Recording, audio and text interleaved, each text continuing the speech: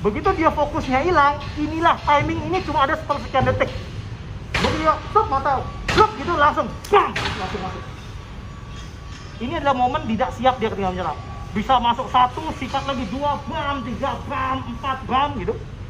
Ya. Syukur-syukur kalau ada yang bisa pakai kaki, bisa diginiin lah macam-macam lah sehingga dia jatuh. Pengalaman saya di lapangan menunjukkan ketika saya pukul ini 3 kali, ini pasti lepas. Oh, udah otomatis dia lepas.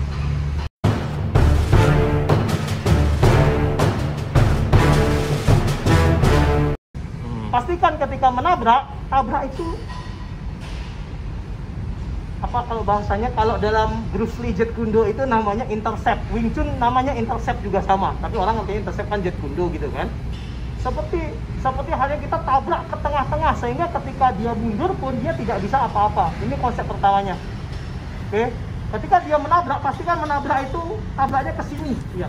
Tabraknya ke sini, iya. Dia mundur pun pistolnya tetap di sini. Ini konsep yang pertama, ya, sehingga kalau dia mundur dia tetap akan kena kan, nggak bisa menghindar tangannya. Oke, itu konsep pertama. Jangan pernah menabrak di bagian sininya. Anda tabrak bagian sininya, dia cuma minggirin gini aja selesai tuh. Jangan pernah, bahaya. Selalu cari bagian sininya. Makanya pilihannya adalah ketika kita disarming gun, pilihannya adalah kalau memang kita mau ngelawan, pastikan kita all out. Jangan sembarangan. Oke. Nah, itu yang pertama. Arahnya kita harus tahu bahwa arahnya ketika nembak kita arahnya ke sini ya. Jaga dia di tengah-tengah sehingga ketika dia mau balik pun atau tiba-tiba dia ganti pistol, ganti tangan ke pistol pun, dia tetap nggak akan bisa. Kita sudah jaga tengahnya. Oke. Itu yang pertama. Kemudian berikutnya ya, ketika disarming gun, pastikan jangan pernah berpikir untuk mengambil pistolnya. Selalu buat hitungannya 1 atau minimal 1,5. Jangan sampai 2 hitungan. Karena begitu ketukan 1, 2, dia juga merespon. Oke, karena kalau hitungan 1, 2, ketika saya kayak gini, saya 1, boom, begitu saya 1, tangan ini bisa mukul saya loh. Ya, kan orang kalau megang pistol kan ada yang terlatih, ada yang enggak. Begitu dia lebih terlatih memegang pistol, saya kayak gini, begitu saya tangani 1, boom, itu yang terjadi. Begitu saya tangani 1, boom, itu yang terjadi. Begitu saya mundur, yang terjadi adalah dor. Ini bahaya ya, jadi hati-hati. Nah, ketika seperti itu pastikan hitungannya 1 atau 1,5, maksimal 1,5, jangan sampai hitungan 2 detik. Maksudnya adalah apa? Maksudnya ketika saya mau disarming gun, pastikan at the moment saya tabrak ini ke sini, tangan saya ini sudah sampai langsung ke sini. Jadi sudah nggak ada baik-baik lagi untuk disarming gun.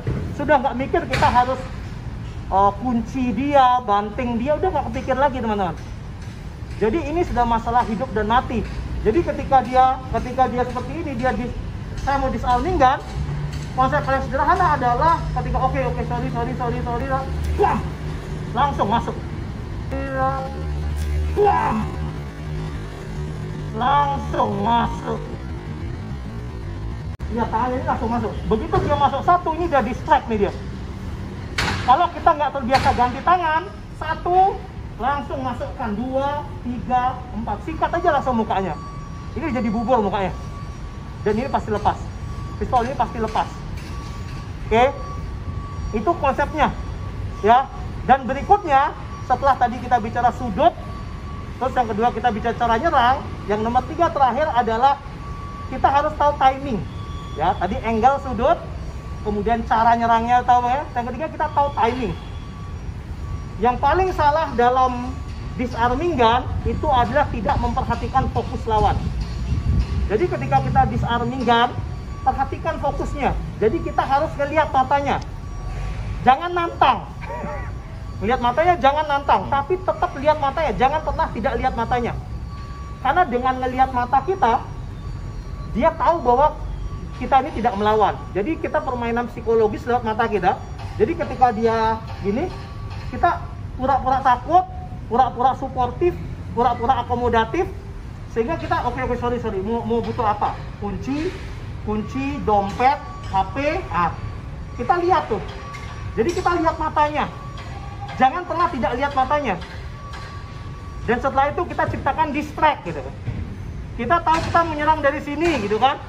Oke, kunci ada di sini. Kunci ada di sini. Begitu matanya ngelihat, langsung.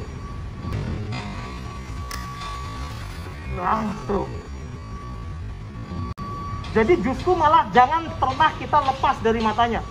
Karena momen timing untuk menyerang itu split second. Sehingga ketika dia seperti ini, kita sorry.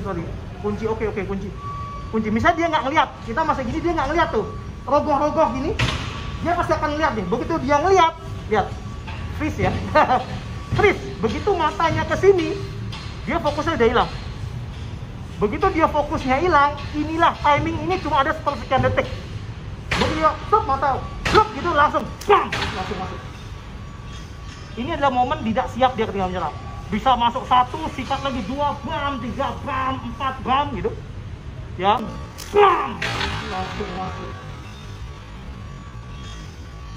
Ini adalah momen tidak siap dia ketika menyerang.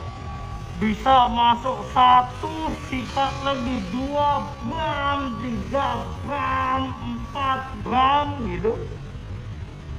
Ya, syukur-syukur kalau ada yang bisa pakai kaki, bisa diginiin lah macam-macam lah, sehingga dia jatuh.